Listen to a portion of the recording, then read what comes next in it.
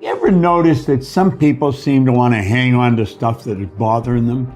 They're forever talking about it. They don't want to let it go. They've had a failure at something and it's dwelling. They can't get over it. They just can't get over it. Or somebody said something nasty to them. They don't want to let it go. Do you know what we should do? We should ask ourselves, everything that happens, is this serving me?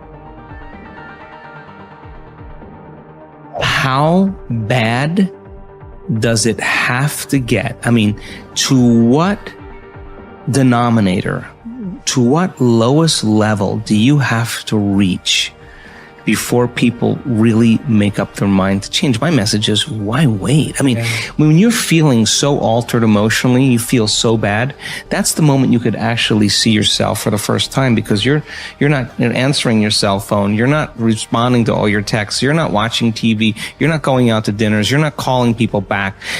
Something's altered in you and you're starting to become self-aware, right? I dare you to analyze yourself first, your company first, your character, your behavior, your work ethics. I dare you to analyze it and see if there's any change you can make. See, you cannot manage time, but you can manage activity. You can manage your activities. Make certain that what you're doing really makes a difference. Make certain that you're spending your time on activities that are productive, that are taking you in the direction of your goal. You don't want anything in your life that's not serving you, that's not causing you to grow, that's not adding to the quality of your life. I don't care what it is. You will find some people, they just hold on to bad stuff. They hold on to problems. They don't want to seem to let it go. And that adds more problems. Whatever you focus on grows. The only thing that can grow is the thing you give energy to. Why would you hold on to anything that's not serving you?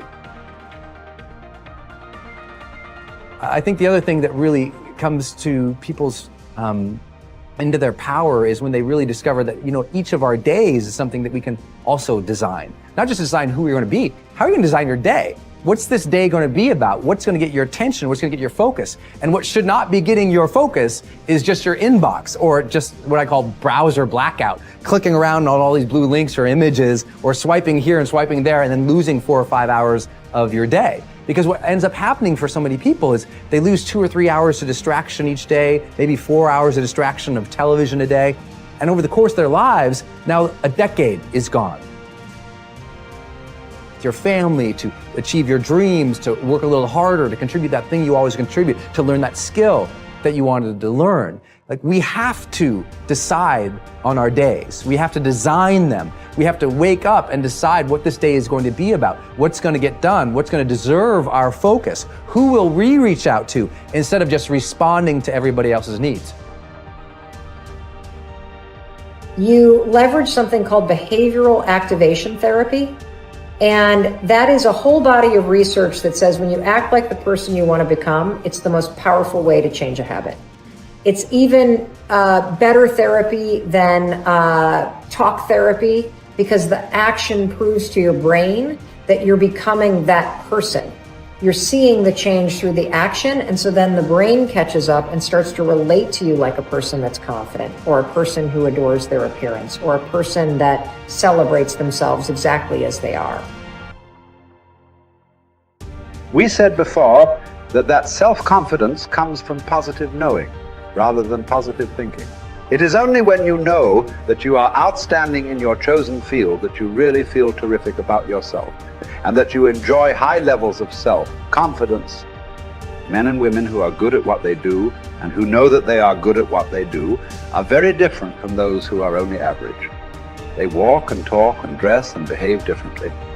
They have an attitude of assurance and certainty about themselves that causes them to stand out in any group.